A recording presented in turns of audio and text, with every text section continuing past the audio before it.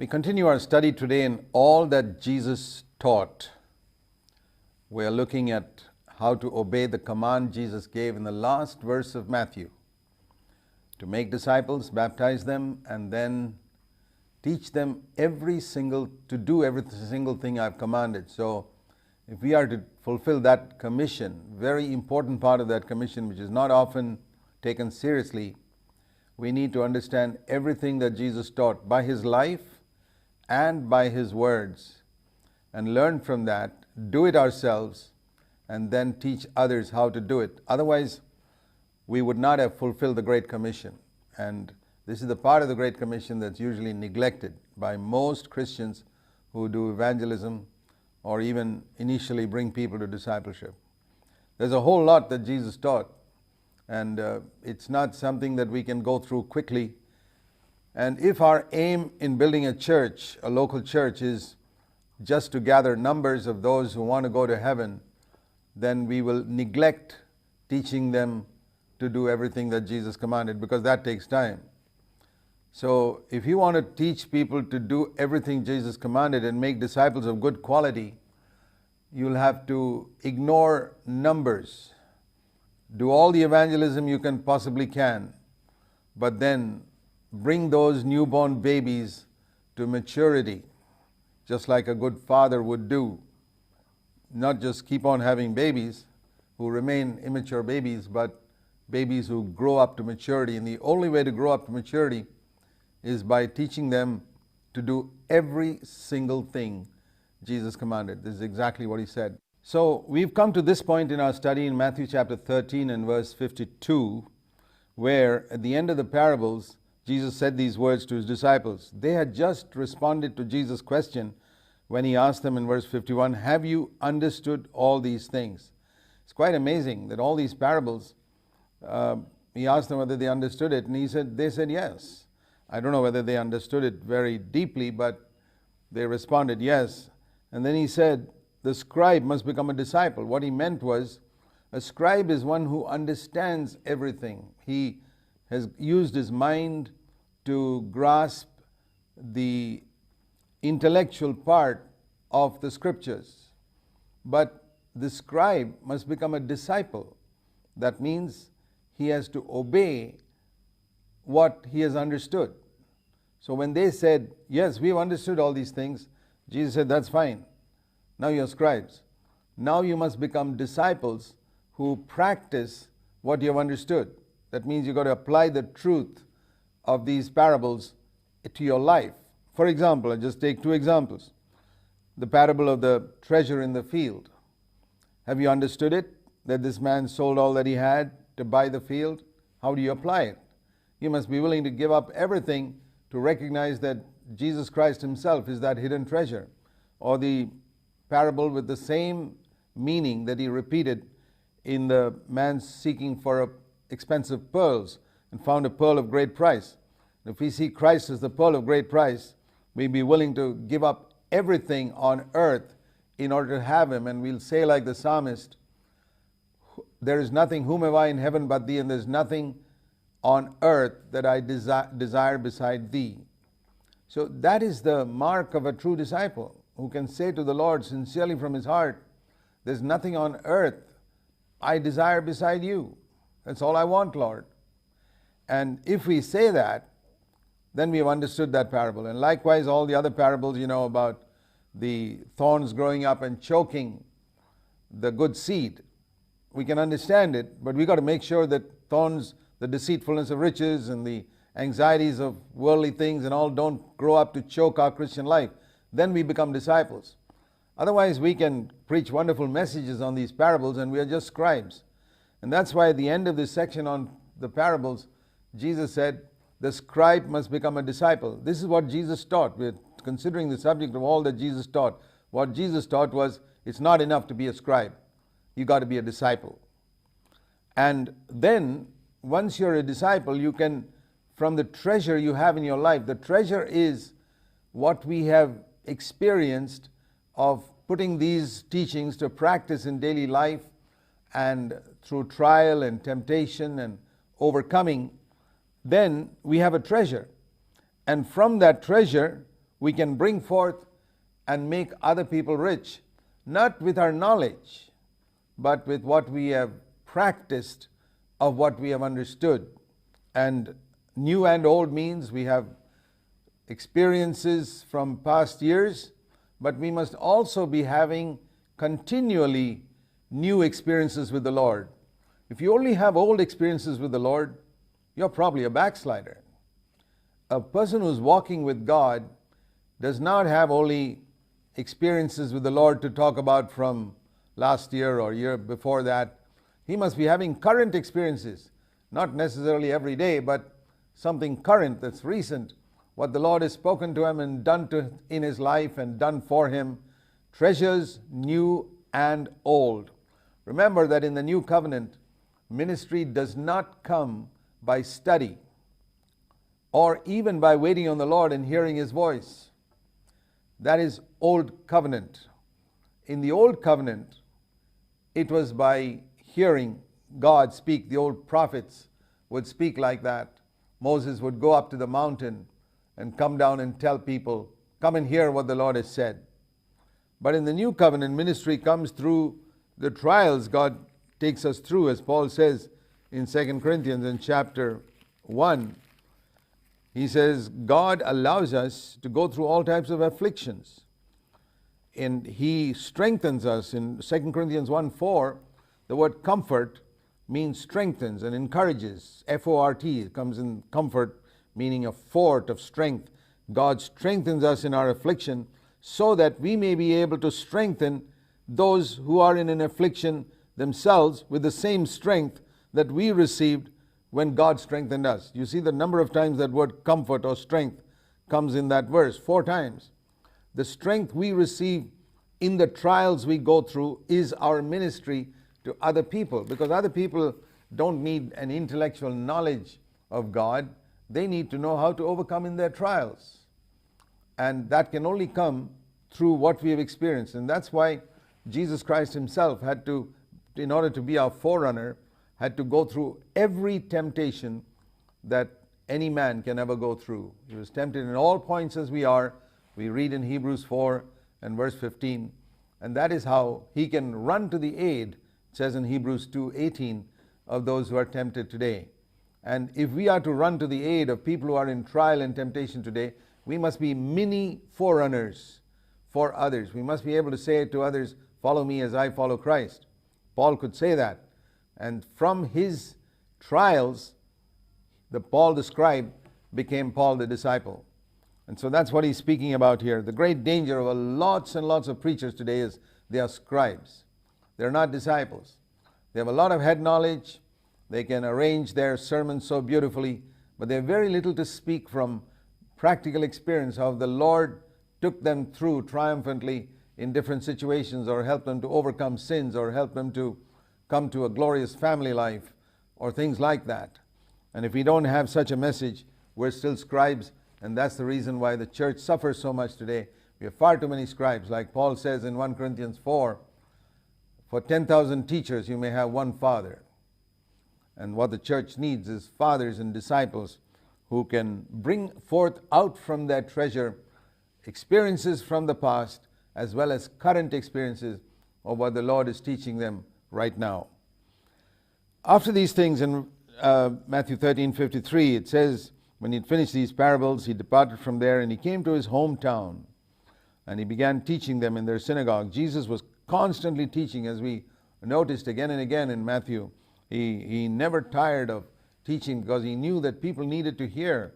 He had gone through 30 years of walking with the Father in Nazareth and was rich in practical experience of walking with God as a man. He had to come as a man, go through all that, and only then he could teach. He didn't rush out to teach just when he knew the Bible. He knew the Bible when he was 12 years old, but he would have been a scribe. But to be a disciple of the Father, he had to go through another 18 years in Nazareth, experiencing everything that he had studied. And then God sent him out. Today we have a lot of people who think they just go through 3 years in a Bible school and they're ready to teach others. We got to go through experiences in life in order to lead other people to a godly life.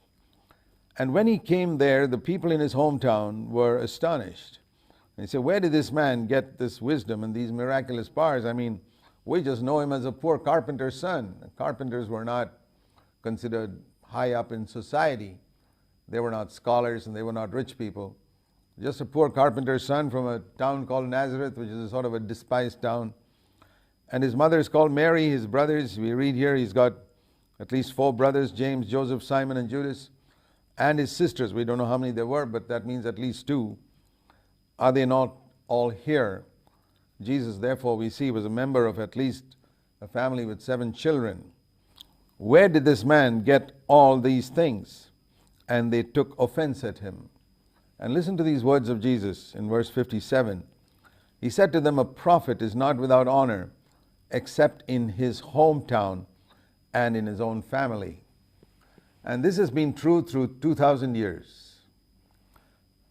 People have seen a prophet in his hometown or in his family grow up as a little child. And they always think of him, yeah, this is the little child we knew. Who cares for him? But God may have raised him up to be a prophet. And so family members usually despise a true prophet of God. And the town in which the prophet grew up, there also they've seen him from childhood as a little schoolboy. They despise one who's like that. But other towns have seen him as a grown man, as a prophet straight away, and tend to respect him. And this was true in Jesus' time as well. In Nazareth, everybody in Nazareth had seen him as a little boy, and his family members and relatives also had seen him as a little boy. They said, who is this? This is not some great prophet. We know him as a little kid. And so it's the same today when so many people despise a true prophet of God within his family and in his hometown. So you shouldn't be surprised if you're a true servant of God and God's given you a prophetic ministry that you're not valued in your hometown, because familiarity breeds contempt, as the English proverb says. And therefore, we don't necessarily get respect in our hometown and from our own family members. That's just following in the footsteps of Jesus. And then we come to verse 58. It says, he did not do many miracles there because of their unbelief. What do we learn from Jesus' life? That though he wanted to do miracles for some people, he could not do it, not because he didn't want it, not because they didn't need it. They needed it greatly. He wanted to do it greatly for them, but they wouldn't believe. That's quite amazing. In his own hometown, where they should have had the maximum blessing, they got the least. Imagine in all the towns and villages of Nazareth, the town which got, or the village or town which got the least amount of blessing was Nazareth, where Jesus had lived for 30 years. They wouldn't accept him. They wouldn't believe in him. Capernaum, where he stayed. But Nazareth especially, they did not believe because they had a despising attitude. And wherever you despise a true servant of God for some reason or the other, I want to tell you, you're going to be the loser. If he's just a crook, that's okay, you don't lose anything.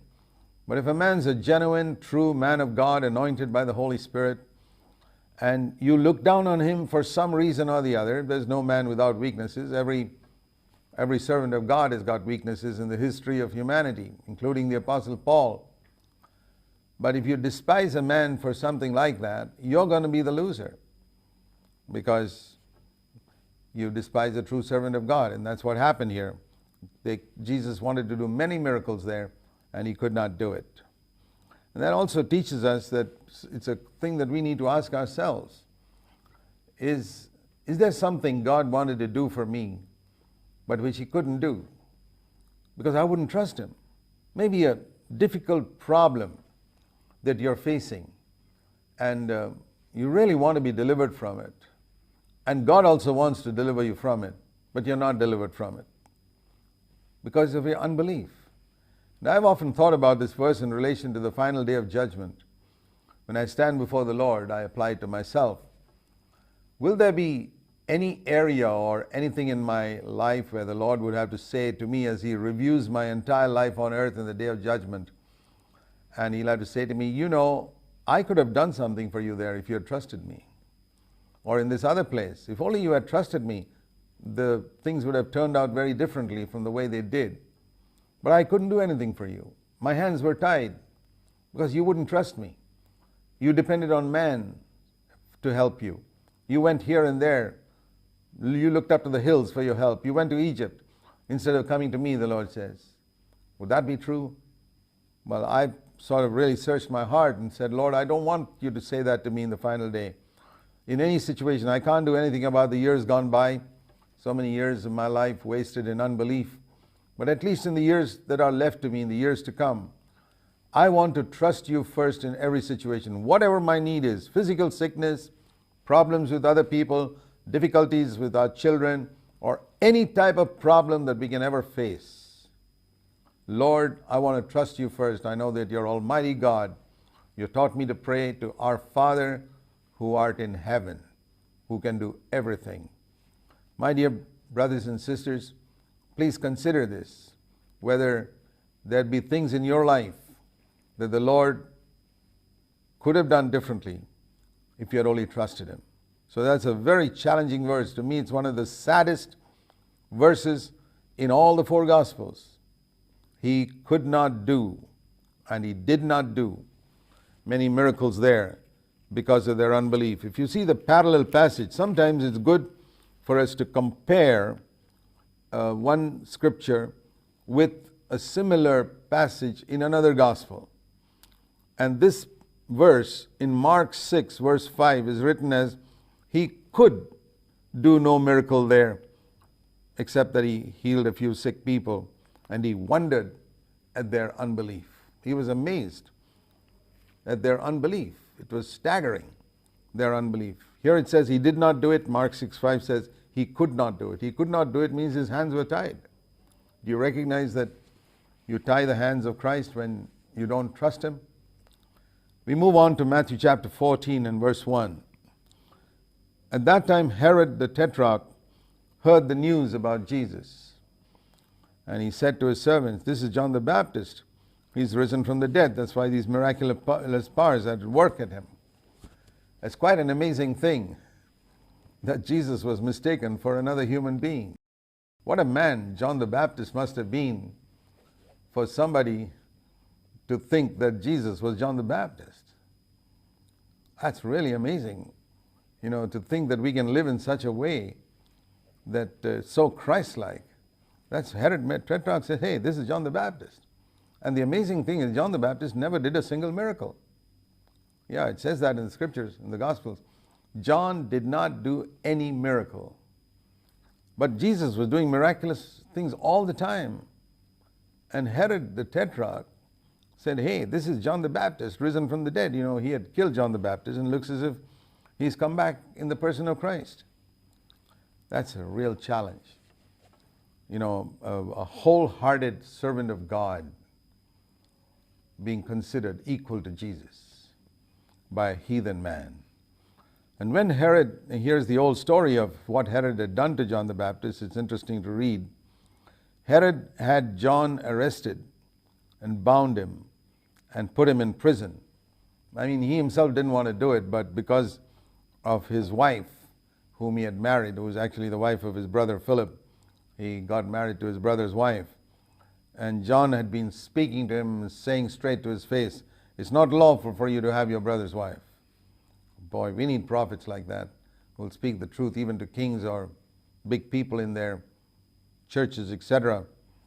And even though he wanted to put John to death, he feared the multitude because the multitude regarded John as a prophet.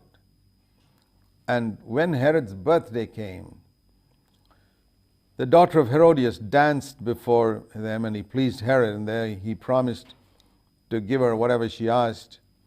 And she listened to her mother and asked her mother's advice, and the mother said, ask for John the Baptist's head. And she said, I want John the Baptist's head on a platter. And the king was so sad that he had made such a promise. But because he had given his oath and he didn't want to look humiliated in the presence of the dinner guests. Imagine what a weak person Herod was. He was willing to cut off somebody's head just to please his dinner guests. And he sent and had John beheaded. And the head was brought on a platter and given to the girl, and she brought it to her mother. And disciples came and reported it to Jesus and buried him, and they went and reported it to Jesus. When Jesus heard it, he withdrew from there in a boat to a lonely place by himself. You know, Jesus was so human, and that's why he was so grieved when he heard about Herod killing his forerunner, John the Baptist, that he had to withdraw himself. That's a good thing to do. We learn from the life of Jesus. Whenever some pressure we feel of sorrow because of some circumstance or death or something like that, we need to withdraw and get alone with God and overcome that and cast that sorrow into the Lord's hands.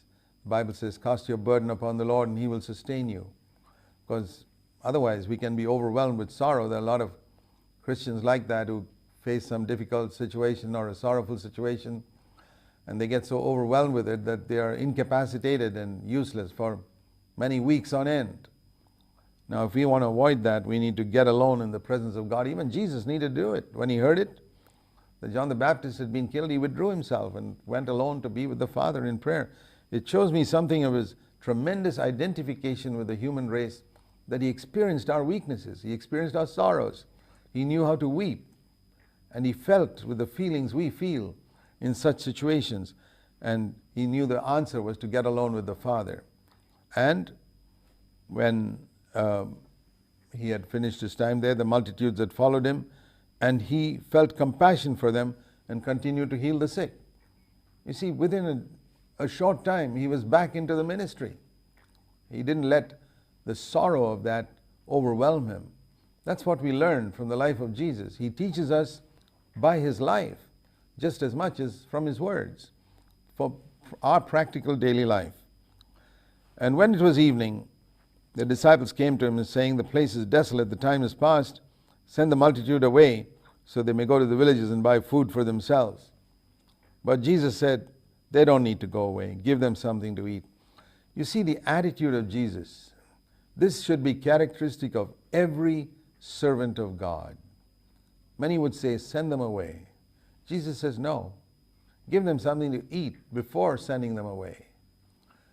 You know, a servant of God must be one who is hospitable, one whose home is open to serve others who come, to feed them, to take care of them.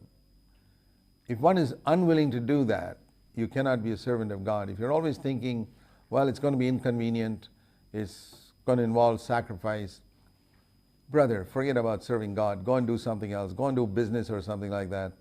But if you want to be a servant of God, you must be willing to be inconvenienced.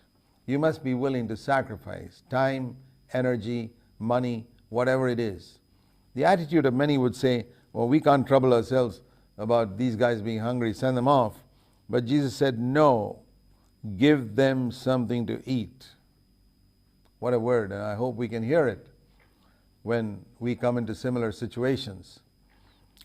And he says, they don't need to go away. Give them something to eat. And then they said, how in the world can we do that? We have only 5 loaves and 2 fish here. And he said, bring that to me. And ordering the multitudes to recline on the grass, he took the 5 loaves and 2 fish, and looking up toward heaven, he blessed the food and broke the loaves, and he gave it to them, and the disciples gave it to the multitudes, and they all ate and were satisfied, and they picked up what was left over of the broken pieces, 12 baskets full, and there were about 5,000 men who ate beside the women and children. So what we learn from this is that if we seek to be hospitable, God can even supernaturally help us to bless other people. That's what we learn from Jesus. Honor God. Say, Lord, I want to serve others and bless them. And you'll find God does amazing supernatural things to help you. We'll continue our study in the next episode.